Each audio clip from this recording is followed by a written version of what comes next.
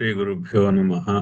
गणानां त्वा गणपतिगुं हवामहे कविं कवीनामुपमश्रवस्तमम् ज्येष्ठराजं ब्रह्मणां ब्रह्मणस्पत आनशृण्वन्नोतिभिः सादनं श्रीमहागणाधिपतये नमः।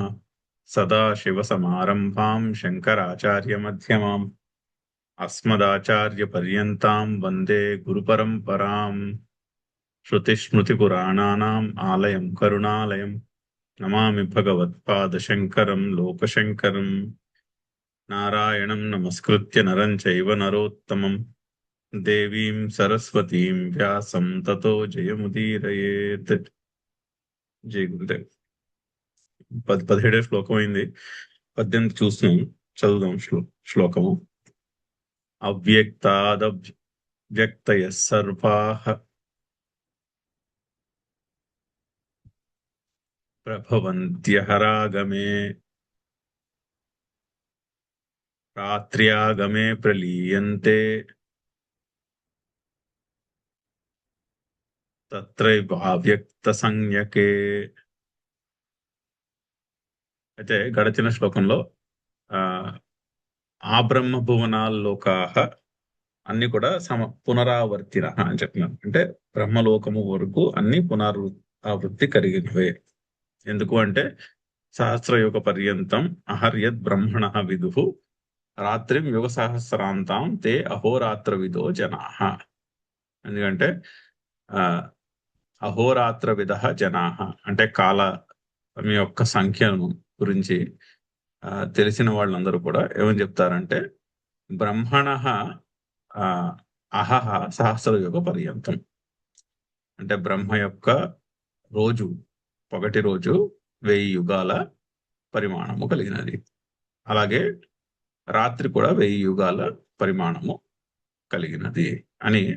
అంటే ఆ బ్రహ్మ యొక్క అంటే ఆ హిరణ్య గర్భుడు అండి, లేదా పురుష అంటే మొత్తము సృష్టి అంతా వ్యాపించి ఉన్నట్టు సృష్టిలో మొట్టమొదటి జీవి అంతటా కూడా వ్యాపించి ఉన్నటువంటి మొట్టమొదటి జీవి అయినటువంటి ఆ హిరణ్య గర్భుడు లేదా బ్రహ్మ, ఆయన యొక్క ఆయుర్దాయమే 2000 సంవత్సర యుగములు అని చెప్తున్నారు.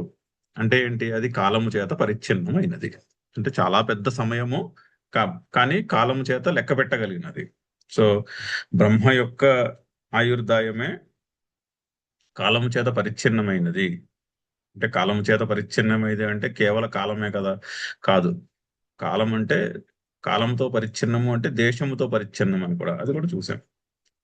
సో బ్రహ్మ యొక్క ఆయుర్దాయమే కాలము చేత దేశము చేత పరిచ్ఛిన్నమైనది. కాబట్టి ఇంకా చిన్న చిన్న లోకాల గురించి చెప్పవలసినది ఏమున్నది? అవి కూడా కాలములో పరిచ్ఛిన్నములే. అందుకని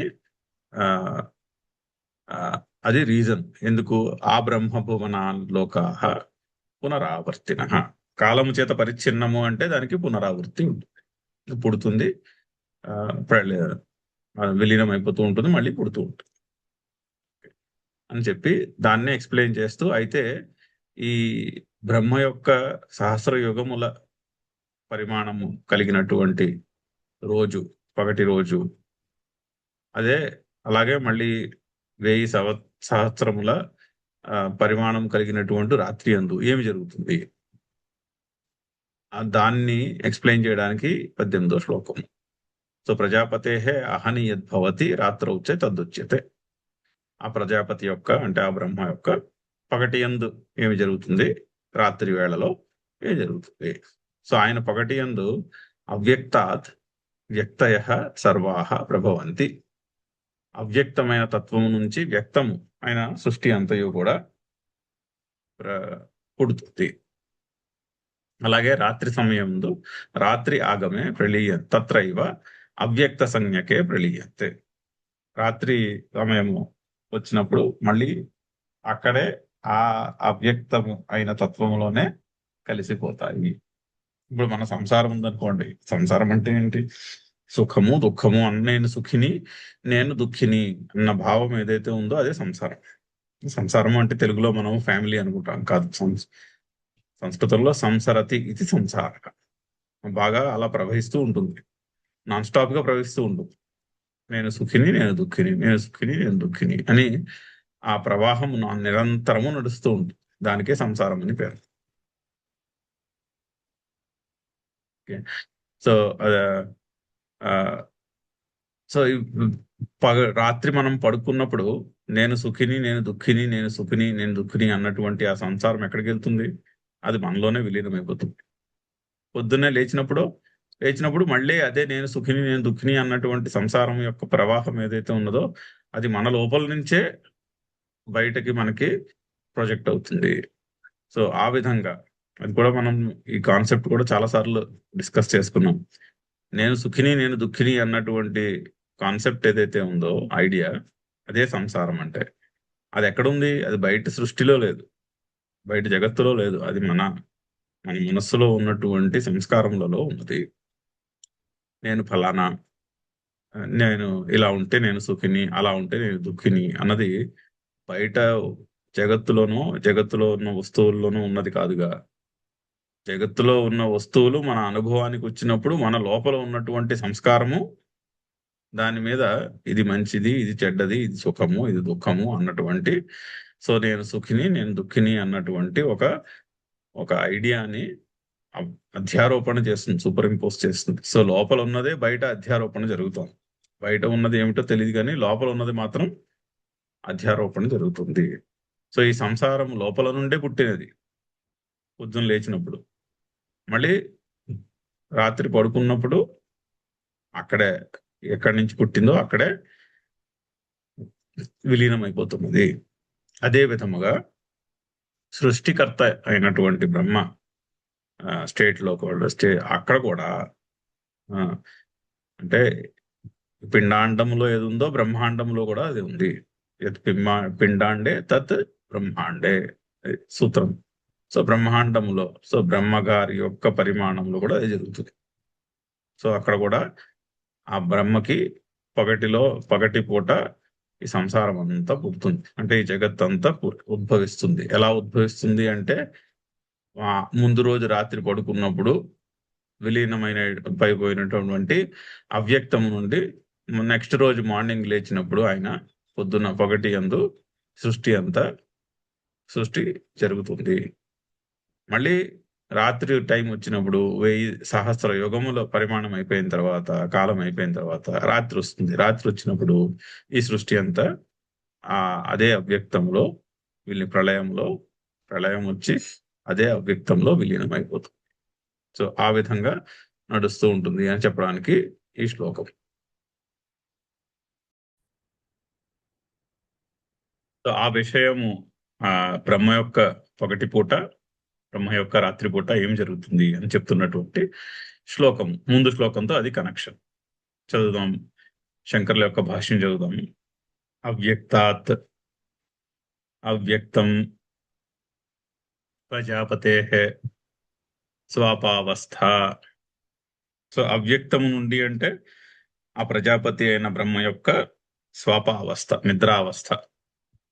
నిద్రావస్థ నుండి తస్మాత్ అవ్యక్తాత్, సో ఆ అవ్యక్త పరిస్థితి స్టేట్ నుండి వ్యక్తయ వ్యజ్యంతే ఇది వ్యక్తయ ప్రకటమవుతాయి కాబట్టి అవి వ్యక్తములు. వ్యజ్యంతే అంటే ప్రకటమై అనుభవానికి వస్తాయి కాబట్టి వాటికి వ్యక్తములు అని పేరు. ఏమిటవి? స్థావర జంగమ లక్షణా, స్థావర జంగమములు మొదలగునవి. అంటే చిన్న గడ్డి పూస నుంచి పెద్ద ఆ పరబ్రహ్మ వరకు వాటికి స్థావర జంగమములు అని పేరు. ఆ స్థావర జంగమ లక్షణా ఎవరు? సర్వాహ ప్రజాహ అంటే అన్ని జీవులు కూడా. ఈ జీవులన్నీ కూడా ఆ స్వప్నావస్థ నుండి, ఆ నిద్రావస్థ నుంచి, స్వాపావస్థ నుండి, నిద్రావస్థ నుండి ప్రభవంతి అభివ్యజ్యంతే, అవన్నీ పుడతాయి. ఎప్పుడు? అన్హః ఆగమః అహరాగమః, పొద్దున్నే అవి పుడతాయి కాబట్టి బ్రహ్మ వాటి పేరు అహరాగమః. పొద్దున్న అవ్యక్తాత్ వ్యక్త సర్వే ప్రభవంతి అహరాగమే. సో అహరాగమ వాటి పేర్లు అన్హ ఆగమ ఇది అహరాగమ. తస్మిన్ అంటే పొద్దున్నే వచ్చిన కాలము అని పేరు. సారీ, అన్హ ఆగమ, పొద్దున్నే వచ్చినటువంటి కాలము అంటే అహరాగమ. తస్మిన్ అహరాగమే కాలే అంటే బ్రహ్మణ ప్రబోధ కాలే. సో అహరాగమే అంటే బ్రహ్మ యొక్క నిద్ర లేచినటువంటి సమయంలో, సప్తమి ఏకవచనం, ఆ నిద్ర లేచినటువంటి సమయంలో ముందు రోజు స్వాపావస్థ నిద్రావస్థలో విలీనమైపోయినటువంటి జీవులన్నీ కూడా మొన్నాడు మళ్ళీ తిరిగి బ్రహ్మగారి పొద్దున్న సమయమున ప్రబోధ సమయమున మళ్ళీ పుడతాయి. అంటే ముందు అంటే అక్కడ చెప్పవలసింది ఏంటంటే కొత్తగా ఏమీ రాదు ఇక్కడ. ఇప్పుడు మన ఇది అంటే అర్థం చేసుకోవడానికి మొదటిసారి విన్నప్పుడు కరెక్ట్ కాదేమో అనిపిస్తుంది. కాకపోతే ఏంటంటే మన జీవితంలో మనకు వచ్చే అనుభవాలన్నీ కూడా అంటే అనుభవము అంటే అనుభవానికి పెట్టే ఇది సుఖము, ఇది దుఃఖము, ఇది బాగుంది, ఇది బాగలేదు అనే లేబుల్స్ అన్నీ కూడా అవి ఎక్కడ బయట లేవు.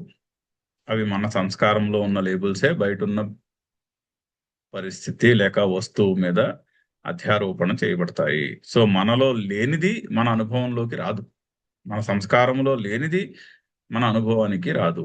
చాలా సైంటిఫిక్ విషయం. మన అనుభవానికి వచ్చినది అంటే అది మన సంస్కారంలో ఉన్నది అనే లెక్క. ఎక్కడి నుంచి వచ్చింది మన సంస్కారంలో కంటే రాబోతోంది నెక్స్ట్ లో పూర్వజన్మలో ఎప్పుడో చేసిన కర్మ నుంచి ఆ సంస్కారము వస్తున్నది. లేనిది కొత్తదిగా రాదు, ఉన్నది పోదు, ఉన్నది రాకుండా పోదు, అది రూల్.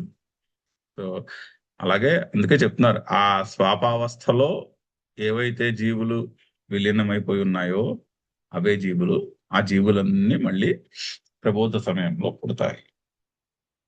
అదే విధముగా తథా రాత్ర్యాగమే బ్రహ్మణ స్వాపకాలే ప్రలీయంతే.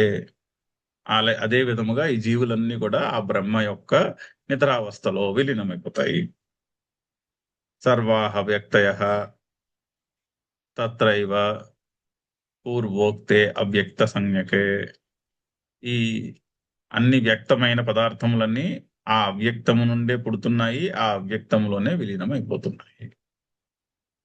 ఫిజిక్స్ లో కూడా అదే చెప్తుంది. ఇప్పుడు మ్యాటర్ ఉందనుకోండి, ఎలక్ట్రాన్ అంటే ఏంటి? ఎసెన్షియల్ గా ఎలక్ట్రాన్ అనేది ఒక వేవ్ ఫంక్షన్, ఒక వేవ్ వంటిది, ఒక ఎనర్జీ వేవ్ ఫంక్షన్. ఆ ఎనర్జీ వేవ్ ఫంక్షన్ కి దానికి ఒక ఫార్మ్ అంటూ ఏమి ఉండదు. అది ఒక అబ్జర్వ్ చేసినప్పుడు ఒక మెటీరియల్ ఫామ్ కింద కనిపిస్తుంది. సో ఆ మెటీరియల్ ఫామ్ ఎక్కడి నుంచి పుట్టింది? అబ్జర్వ్ చేసినప్పుడు, అంటే ఆ ఎనర్జీ ఫామే ఆ మెటీరియల్ ఫామ్ లా కనిపించింది ఆ అబ్జర్వర్.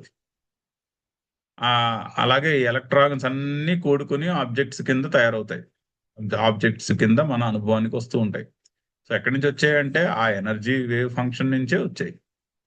ఆ ఎనర్జీ వేవ్ ఫంక్షన్ అవ్యక్తం, అది కనిపించదు, ఆ వేవ్ ఫంక్షన్ కనిపించదు, కానీ అబ్జర్వ్ చేసినప్పుడు పార్టికల్ కనిపిస్తుంది. అది physics.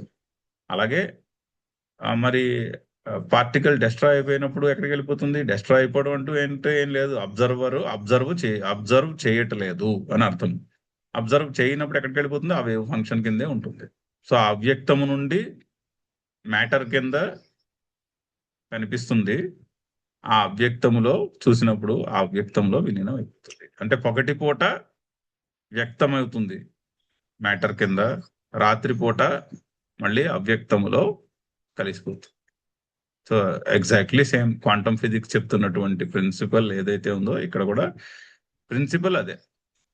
Description context different, description అయితే ఎగ్జాక్ట్లీ సేమ్. సో సర్వాహ వ్యక్తయ తత్రైవ పూర్వోక్తే అవ్యక్త సంజ్ఞకే ప్రలీయతే. ఆ అవ్యక్తమైనటువంటి దాని ఉందే విలీనం అయిపోతాయి.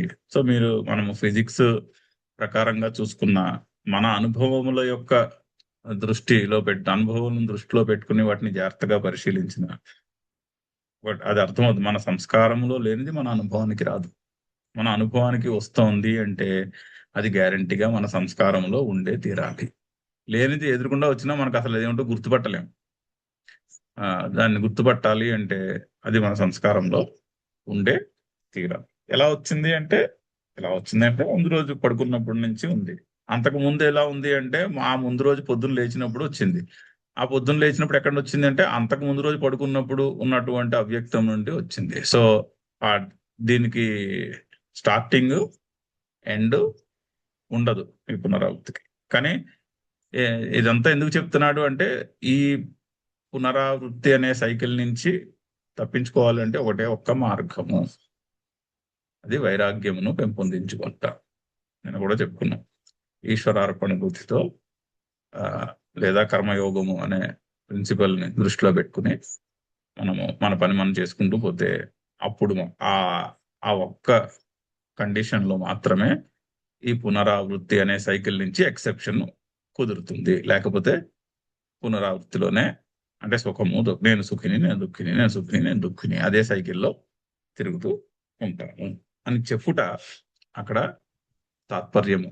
అది ఎక్స్ప్లెయిన్ చేయడానికని ఈ మాటలను చెప్తుంది. చదువుదాము. అవ్యక్తాద్వ్యక్తయ సర్వాః ప్రభవంత్యహరాగమే రాత్ర్యాగమే ప్రళీయంతే తత్రైవావ్యక్తసంజ్ఞకే భూతగ్రామః స ఏవాయం భూత్వా భూత్వా ప్రళీయతే రాత్ర్యాగమే వశః పార్థ ప్రభవత్యహరాగమే. ఇంకొంచెము డిస్క్రిప్షన్ అదే ప్రాసెస్కి, అంటే బ్రహ్మ యొక్క పగలు రాత్రి కాలపరిచ్ఛిన్నములు అని చెప్పారు. 1000 యుగములు ఒక్కొక్కటి. అయితే పగటి యందు జీవులు పుడతాయి, రాత్రి యందు జీవులు అన్ని ఆ అవ్యక్తమైనటువంటి బ్రహ్మలో కలిసిపోతాయి.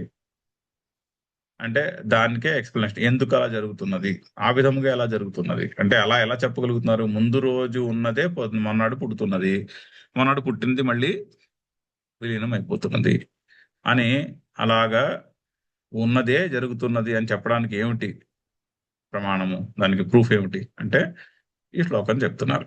అవతారికలో దాని చాలా చక్కని అవతారిక, అదే శంకర్లు ఎక్స్ప్లెయిన్ చేస్తున్నారు. చదువుదాము. కొన్ని 2-3 పెద్ద పెద్ద సమస్త పదాలు ఉన్నాయి. అకృత అభ్యాగమ కృత విప్రణాశ దోష పరిహారార్థం బంధమోక్ష శాస్త్ర ప్రవృత్తి సాఫల్య ప్రదర్శనార్థం అవిద్యాది క్లేశమూల కర్మాశయవశాచ్చ అవశః భూతగ్రామః భూత్వా భూత్వా ప్రళీయతే ఇత్యతః సంసారే వైరాగ్య ప్రదర్శనార్థం చ ఇదం ఆహా. ఇది చెప్తున్నారు. ఇదం ఆహా ఇది చెప్తున్నారు ఎవరు? భగవానుడు. ఎందుకు అంటే సంసారే వైరాగ్య ప్రదర్శనార్థం ఇదం ఆహా. సంసారం ఎడల వైరాగ్యమును పెంపొందించుకోవాలి అని చెప్పడానికని ఈ విషయం చెప్తున్నాడు. ఎందుకు సంసారం ఎడల వైరాగ్యంను పెంపొందించుకోవాలి అంటే ఇక్కడ పుట్టేవేవి కూడా అకృత అభ్యాగమ కృత విప్రణాశ దోష పరిహారార్థం. అకృత అభ్యాగమ అంటే చేయనిది లభించుట, అంటే నేను చేయని పని యొక్క ఫలము లభించుట. అకృత అభ్యాగమం. చేయలేదు నేను ఆ పని, కానీ నాకు దాని ఫలము వచ్చింది అనేది ఉండదు. అలాగే కృత విప్రణాశ, చేశాను కానీ దాని ఫలితం నాకు దొరకలేదు అనేది కూడా ఉండదు. ఈ 2 దోషములు లేవు అని తెలుపుటకు ఈ మాట చెప్తున్నాడు. అంటే ఏంటది? అకృత అభ్యాగమ ఒకటి, కృత విప్రణాశ. అంటే ఇప్పుడు నేను ఏదైనా అనుభవిస్తున్నాను అనుకోండి, సుఖమో దుఃఖమో అనుభవిస్తున్నాను. చాలాసార్లు మనం అనుకుంటాం మంచి వాళ్ళకే అన్ని కష్టాలు వస్తాయి. ఎవరైతే మంచిగా ఉంటున్నట్టు మనకు కనిపిస్తుంటారో వాళ్ళకే ఎక్కువ కష్టాలు వస్తూ ఉంటాయి. అదే చూస్తూ ఉంటాం సాధారణంగా. సో చాలా సార్లు అనుకుంటాం కదా, అందరూ అంటారు ఈ మాట, మంచి వాళ్ళకే కష్టాలు, ఈ సినిమా కష్టాలు లాంటి కష్టాలన్నీ మంచి వాళ్ళకే వస్తున్నాయి అన్నట్టు అనిపిస్తుంది. అయితే వాళ్ళు మంచివాళ్ళు, వాళ్ళు తప్పు ఏం చేయకుండా వాళ్ళకి కష్టం వచ్చింది అని మనకు అనిపిస్తుంది. కానీ తప్పు ఏం చేయలేదు వాళ్ళు, అంత చక్కగా ఉన్నారు అన్న మాట ఓన్లీ జీవితకాలానికే గురించే మనం చెప్పగలం. ముందు జీవితకాలంలో ఏం చేశారో మనం చెప్పలేం కదా. సో సో వాళ్ళు ఒకళ్ళు ఏదైనా అనుభవిస్తున్నారు అంటే ఆ ఫలమునకు కారణమైనటువంటి కర్మ వాళ్ళు చేసే ఉంటారు. అయితే ఈ లైఫ్ టైంలో చేసి ఉండరు, ముందెప్పుడో, అంత ఎప్పుడో కొన్ని జన్మల ముందు ఎప్పుడో జరిగి ఉంటుంది అది. దాని యొక్క ఫలము ఇప్పుడు అనుభవిస్తున్నారు. మనకి మాత్రం ఏమని కనిపిస్తుంది బయటికి, అయ్యో అంత చక్కగా ఉంటారు వాళ్ళు, వాళ్ళకి కష్టం వచ్చింది అనిపిస్తుంది. సో అకృత అభ్యాగమ, చేయకుండా ఇది రాదు, నేను చేసిన దాని యొక్క ఫలమే నాకు వస్తుంది. అలాగే కృత విప్రనాశ, మనం చాలాసార్లు ఈ రివర్స్ కూడా అనుకుంటాం. మంచి బాగా లంచాలు తీసుకునే వాళ్ళు బోల్డంత డబ్బు సంపాదించి చాలా హాయిగా ఉన్నారు అనిపిస్తుంది. చూసా, వాళ్ళు ఎంత చేయకూడని పనులు చేస్తున్నా వాళ్ళకి మాత్రము దాని యొక్క చెడు ఫలితము రావట్లేదు అని అనిపిస్తుంది. అది ఎందుకు అలా అనిపిస్తుంది అంటే, ఈ లైఫ్ టైంలో రావట్లేదు అంతే, మనకి ఎదురుకుండా కనిపించే లైఫ్ టైంలో రావట్లేదు, తర్వాత ఎప్పుడో వస్తుంది, రాకుండా పోదు. రాకుండా పోతే కృత విప్రనాశ అనే దోషం వస్తుంది. చేసిన దాని యొక్క ఫలము రాకుండా మాయమైపోయింది ఫలం అనే దోషం వస్తుంది. అది ఉండదు ఇక్కడ. అకృత అభ్యాగమ ఉండదు, చేయకుండా ఫలము వచ్చుట అనేది కూడా ఉండదు. ఎవరు ఏది చేసుకుంటారో దాని యొక్క ఫలమే వారు అనుభవిస్తారు. చాలా టఫ్ రూల్, మనసు యాక్సెప్ట్ చేయడానికి చాలా కష్టమైనటువంటి రూల్.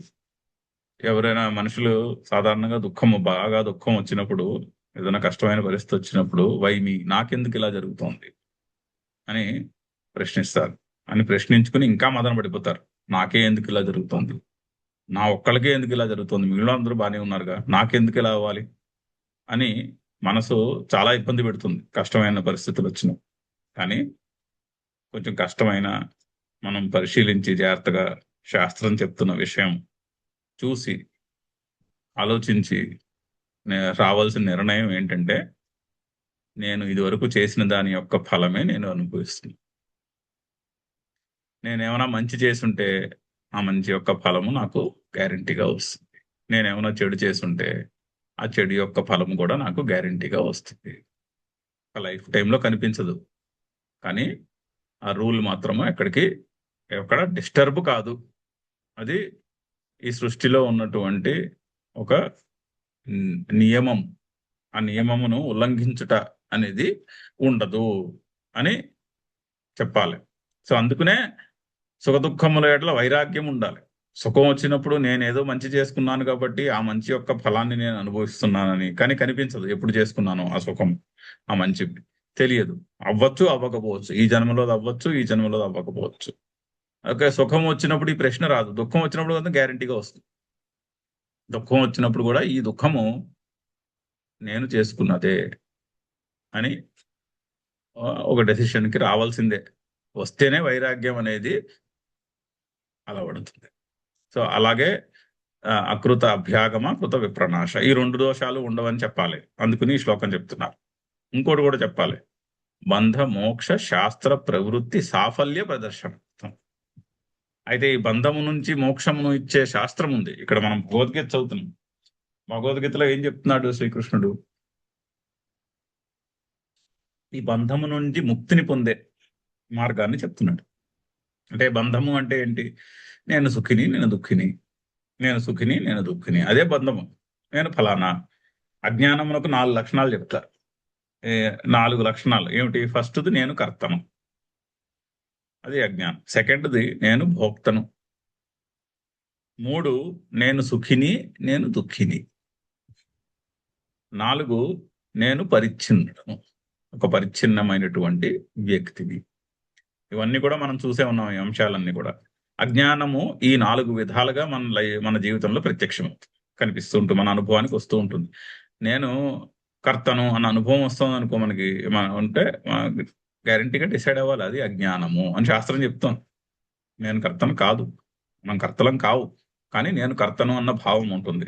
ఆ భావం మనసులో గట్టిగా ఉందా ఇంకా, అయితే అదే అజ్ఞానం. నేను భోక్తను అన్న భావం ఉందా, అది కూడా అజ్ఞానమే. నేను సుఖిని, నేను దుఃఖిని అన్న భావం ఉందా, అది అజ్ఞానమే. నేను ఒక పరిచ్ఛిన్నమైనటువంటి అల్పుడను అన్న భావం ఉందా, అది అజ్ఞానం. ఆ అజ్ఞానము ఈ 4 విధాలుగా మన మన జీవితంలో ఆ ఆ, ప్రత్యక్షమవుతూ ఉంటుంది, వ్యక్తమవుతూ ఉంటుంది కదా. ఆ అజ్ఞానము నుండి మోక్షము రావాలి. అదే మరి సైకలాజికల్ ఫ్రీడమ్ అంటే. ఆ సైకలాజికల్ ఫ్రీడమ్ గురించి చెప్తోంది ఈ శాస్త్రం. ఆ శాస్త్రం యొక్క సాఫల్య ప్రదర్శనార్థం, ఆ సాఫల్యమే ఆ శాస్త్రమే కరెక్ట్. అలాగా మనము బంధము నుండి మోక్షమును సంపాదించుకోవాలి. మనం సాధన చేసి సంపాదించుకోవాలని కదా ఇప్పటిదాకా చూస్తున్నాము. సో అయితే సాధన చేసి సంపాదించుకుంటే ఇది అర్థమవుతుందా? ఎస్, అర్థమవుతుంది అని చెప్పాల్సిన అవసరం. అదొకటి. మూడోది అవిద్యాది క్లేశమూల కర్మాశయ వశాత్ చ. అవిద్య మొదలగు క్లేశములు. మనకి పతంజలి యోగ సూత్రంలో పంచక్లేశాలు చెప్పారు. అవిద్య, అస్మిత, రాగ, ద్వేష, అభినివేశ సూత్రం. ఈ ఈ 5 కూడా క్లేశములు. ఇవి మన మన స్వరూపమును తెలుసుకోకుండా చేస్తాయి. యోగమునే స్థితిలో తత్ర స్థితో యత్న అభ్యాస, దాని యందు అంటే యోగ చిత్తవృత్తి నిరోధ. ఆ చిత్తవృత్తి నిరోధ అనే స్టేట్కి రావడానికి ఈ 5 క్లేశములు, కష్టాలు. ఏమిటా కష్టాలు? అవిద్య, అస్మిత, రాగ, ద్వేష, అభినివేశ. అవిద్య అంటే అజ్ఞానం. అస్మిత అంటే ఇందాక చెప్పుకున్నాక 4 లక్షణాలు. నేను కర్తను, నేను భోక్తను, నేను సుఖిని, నేను దుఃఖిని, నేను పరిచ్ఛిన్నుడైనటువంటి ఒక అల్పుడను అని నేను ఫలానా అనేటటువంటి ఆ భావం ఏదైతే ఉందో దానికి అస్మిత అని పేరు. దానికి మూలము అవిద్య. అయితే అస్మిత ఉంటే ఏమవుతుంది అంటే రాగము, ద్వేషము పుడతాయి. కొన్నిటి ఎడల రాగము, కొన్నిటి ఎడల ద్వేషము పుడతాయి. అయితే ఈ రాగము, ద్వేషము ఉంటే ఏముంటుంది అంటే మృత్యు యొక్క భయం ఉంటుంది. రాగద్వేషములతో కూడా వస్తున్నది. ఓ అయ్యో, ఇది ఎప్పుడో పోతుందేమో, నాకు ఇష్టమైనది పోతుందేమో అన్న భయం ఉంటుంది. నాకు ఇష్టం లేనిది వచ్చేస్తుందేమో అన్న ఆందోళన కూడా ఉంటుంది. దానికే అభినివేశ అని పేరు. సో ఈ 5 క్లేశములు, పంచక్లేశములు. ఈ పంచక్లేశములు ఎక్కడి నుంచి వస్తున్నాయి అంటే వీటి మూలమున కర్మాశయ ఉన్నది. ఆశయ అంటే రిజర్వాయర్, ఒక ట్యాంక్ ఉంది. ఏం ట్యాంక్ ఉన్నది? కర్మ అనే ట్యాంక్ ఉంది.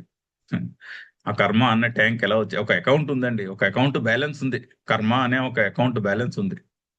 ప్రీవియస్ జన్మలలో చేసినటువంటి కర్మల యొక్క ఫలముల యొక్క బ్యాలెన్స్ బ్యాంక్ బ్యాలెన్స్ ఉంది ఎక్కడో, కర్మ బ్యాంక్ బ్యాలెన్స్. దానికి కర్మాశయ అని పేరు. కర్మాశయము వలన అవిద్య, ఆ అవిద్య వలన అస్మిత, రాగ, ద్వేష, అభినివేశ, ఈ 5 క్లేశములు. ఈ క్లేశములకు మూలమున ఏమున్నది? కర్మాశయము ఉన్నది. ఆ కర్మాశయము ఎక్కడి నుంచి వచ్చినది? అది అలా అనాది నుంచి వస్తున్నది. కర్మాశయము ప్రీవియస్ జన్మలో చేసిన కర్మల నుంచి వచ్చినది. ఆ ప్రీవియస్ జన్మకి ఎక్కడి నుంచి వచ్చిందంటే ఆ ముందు చేసిన యొక్క కర్మలతో బ్యాంక్ బ్యాలెన్స్ తో స్టార్ట్ అయ్యాము. ఓపెనింగ్ బ్యాలెన్స్ ఉంటుంది పుట్టినప్పుడు. ఓపెనింగ్ బ్యాలెన్స్ ఎక్కడి నుంచి వచ్చింది అంటే ముందు అకౌంట్ క్లోజ్ అయినప్పుడు క్లోజింగ్ బ్యాలెన్స్ నుంచి వచ్చింది. ముందు జన్మలో క్లోజింగ్ బ్యాలెన్సే నెక్స్ట్ జన్మలో ఓపెనింగ్ బ్యాలెన్స్. అది చెప్పవలసిన విషయం. ఆ ఓపెనింగ్ బ్యాలెన్స్ కి నేను ఫలానా అన్న దృష్టికోణంతో కొత్తగా చేసిన పనుల యొక్క బ్యాలెన్స్ యాడ్ అవుతూ ఉంటుంది. కొంత బ్యాలెన్స్ కరిగిపోతుంది. కొన్ని ఫలములు ఈ జన్మలో అనుభవించేస్తాం కాబట్టి ఓపెనింగ్ బ్యాలెన్స్ లోంచి కొంత డిటెక్ట్ అయిపోతుంది. మళ్ళీ నేను కర్తను, నేను భోక్తను అనుకుంటూ మనం పనులు చేస్తూ ఉంటాం కాబట్టి ఆ బ్యాలెన్స్ కి కొత్తది ఎడిషన్ అవుతుంది. ఆ విధంగా నెట్ ఆఫ్ చేసేస్తే జీవితం అయిపోయేసరికి మళ్ళీ క్లోజింగ్ బ్యాలెన్స్ వస్తుంది. అదే ఆ క్లోజింగ్ బ్యాలెన్స్ ఎక్కడికి పోదు, అక్కడే ఉంటుంది.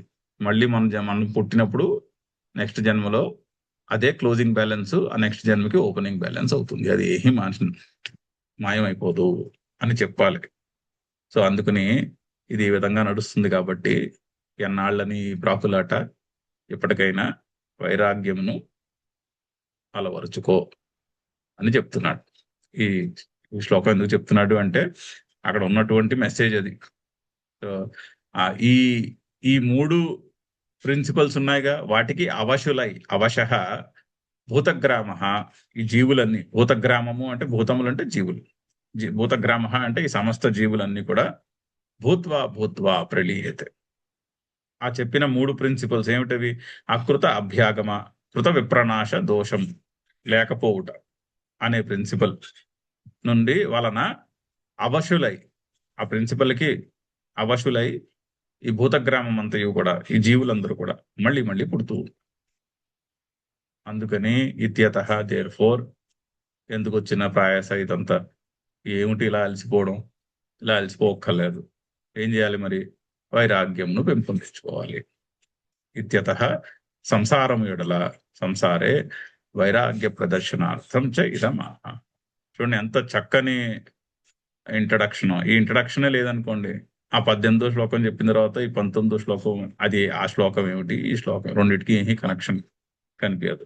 శంకర్లో చాలా చక్కగా టెక్నికల్ గా, చాలా ఏమంటారు, ఇన్ డెప్త్ కనెక్షన్ చెప్పుకోవాలంటే దీని గురించి కొన్ని రోజులు చెప్పుకోవచ్చు. ఈ అవతారిక గురించి, ఒక్కొక్క ప్రిన్సిపల్ గురించి ఎన్నో అంశములు డిస్కస్ చేసి ఉదాహరణలు చెప్పుకోవచ్చు దాని గురించి.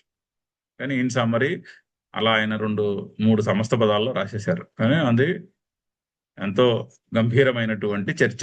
ఆ చర్చ ఆ 18వ శ్లోకానికి 19వ శ్లోకానికి ఉన్నటువంటి కనెక్షన్.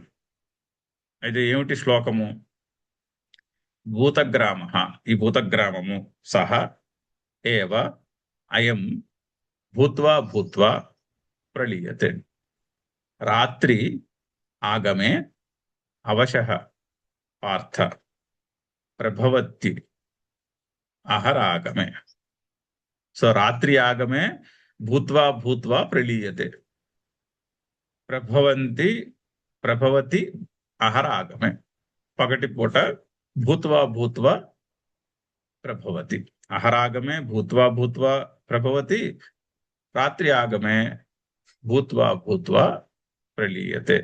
ఏ విధముగా? అవశః, అవశులై, వశములో, వాళ్ళ కంట్రోల్లో లేదు, మన కంట్రోల్లో లేదు. ఆ సుఖము, నేను సుఖిని నేను దుఃఖిని అన్న భావము, అది మనం, నేను కర్తను అన్ని కర్మలు చేసినంత కాలము అలా అందులోనే తిరుగుతుంది. అందులోంచి బయటకు వచ్చి నా స్వరూపం ఏమిటి, ఆ పరమాత్మ అంటే ఏమిటి, అసలు సైకలాజికల్ ఫ్రీడమ్ అంటే ఏమిటి అని పరిశీలించే టైం కూడా ఇవ్వదు. ఆ సైకిల్లోనే పరిగెడుతూ నాన్ స్టాప్ గా అదే సైకిల్లో తిరుగుతూ ఉంటారు, తింటారు. అవశులై, వశము వాళ్ళ వశంలో ఉండదు, అవశులై అదే సైకిల్లో తిరుగుతూ ఉంటారు. ఈ భూతగ్రామం అంతా అలాగా తిరుగుతూ ఉంటుంది అని చెప్పుట అని చెప్తున్నారు. చదువుదాము భాష్యము. భూతగ్రామ భూత సముదాయ స్థావర జంగమ లక్షణ, స్థావర జంగమ లక్షణము కలిగినటువంటి ఈ భూత సముదాయము, ఈ భూతగ్రామము, ఈ జీవుల యొక్క సముదాయము. యహ పూర్వస్మిన్ కల్పే ఆసీత్ సహ ఏవ అయం, ముందు కల్పం నందు ఏదైతే ఉందో, అంటే ముందు రోజు రాత్రి విలీనమైపోయినప్పుడు ఏదైతే ఉన్నదో అదే సహ ఏవ అయం, అదే పొద్దున్నే పుడుతుంది. నా అన్యః, మనం కొత్తదేమి లేనిది పుట్టదు, ఉన్నదే పుడుతోంది. నా అన్యః భూత్వా భూత్వా, మళ్ళీ మళ్ళీ, అహరాగమే పొద్దున్న పగటి వేళలో, ప్రభవతి. ఆ ప్రభవతి అన్నది లాస్ట్ లో ఉంది, అన్వయంలో తీసుకొచ్చి ముందు పెట్టుకోవాలి. తర్వాత ప్రలీయతే పునః, మళ్ళీ పునః పునః, మళ్ళీ మళ్ళీ ప్రలీయతే. ఎప్పుడు? రాత్రి ఆగమే అంటే అన్హః క్షయే, అంటే రోజు, పగటి రోజు ముగిసినప్పుడు, అంటే రాత్రి వేళ మొదలైనప్పుడు. అవశః అస్వతంత్రతః ఏవ, ఈ జీవులు దేనికి కూడా అందులో ఎటువంటి స్వతంత్రత లేదు. మనకి ఎటువంటి స్వతంత్రం, నిజంగా ఎటువంటి స్వతంత్రము లేదు అక్కడ. ఒకటే ఒక ప్రిన్సిపల్లో స్వతంత్రం ఉన్నది. ఏమిటి? చేస్తున్న పనంతా నేను ఈశ్వరార్పణ బుద్ధితో లేదా కర్మయోగంతో చేయగలం. అదొక్కటే మనకున్నటువంటి ఫ్రీ విల్. మిగిలిందంతా ప్రీ డెస్టిన్. మిగిలిందంతా కూడా ప్రీ డెస్టిన్ అంటే లేని కర్మ మనం అనుభవించాం. మన కర్మ అకౌంట్లో ఉన్న కర్మనే మనం అనుభవిస్తాం. అదే మనకు వస్తుంది. మన కర్మ బ్యాలెన్స్లో లేనిది రానే రాదు. కర్మ బ్యాలెన్స్లో వచ్చింది అంటే ఎక్కడి నుంచి వచ్చింది? మనము నేను కర్తను అని చేసుకున్న దాని నుంచే వచ్చింది. ఈ జన్మలో అయ్యి ఉండొచ్చు, కొన్ని వందల సంవత్సరం జన్మల క్రితం అయ్యి ఉండొచ్చు, మనకి తెలియదు అంతే ముందు జన్మలకి. అది సో అస్వతంత్రత, అందులో ఎటువంటి స్వతంత్రత లేదు ఈ జీవులకి, ఎవ్వరికీ కూడా లేదు, ఆ బ్రహ్మకి కూడా లేదు. ఆ కర్మ బ్యాలెన్స్ ని బట్టి ఆ పోస్ట్ వస్తుంది. ఆ బ్రహ్మ అనే పోస్టుకి కొన్ని కొన్ని వందల యజ్ఞాలు చేసి బోల్డంత పుణ్యం సంపాదిస్తే ఆ పుణ్యం యొక్క బ్యాలెన్స్ మనని ఆ స్టేట్కి తీసుకెళ్తుంది, ఆ పొజిషన్కి తీసుకెళ్తుంది, ఆ పొజిషన్కి మనకి ఎలిజిబిలిటీ వచ్చేలా చేస్తుంది. అంటే ఆ బ్రహ్మ యొక్క పొజిషన్ కూడా మన కర్మ బ్యాలెన్స్ లో ఉంటేనే ఉన్నదే అలా వస్తుంది, లేనిది రాదు. ఎవడి కర్మ బ్యాలెన్స్ లో అంత పుణ్యము చేరుకున్నదో అతడు మళ్ళీ కల్పంలో బ్రహ్మ అవుతాడు అని చెప్పుట అందులో భావం. అందుకని ఏం పడతాం, దీంతో పడేదేం లేదు. అదో ఒకటే ఒక యాంగిల్లో ఫ్రీడమ్ ఉన్నది. అది కర్మయోగము లేక భక్తి యోగం అనే మార్గంను అనుసరించి మన స్వరూపం ఏదో తెలుసుకునే పర్స్పెక్టివ్ లో మాత్రం మనకి ఒక చిన్న ఫ్రీడమ్ ఇచ్చారు. అండ్ ఆ ఫ్రీడమ్ ఓన్లీ మనిషికే వర్తిస్తుంది. వేరే ఏ జీవునికి కూడా, ఈ దేవతలకి కూడా అటువంటి ఫ్రీడమ్ లేదు.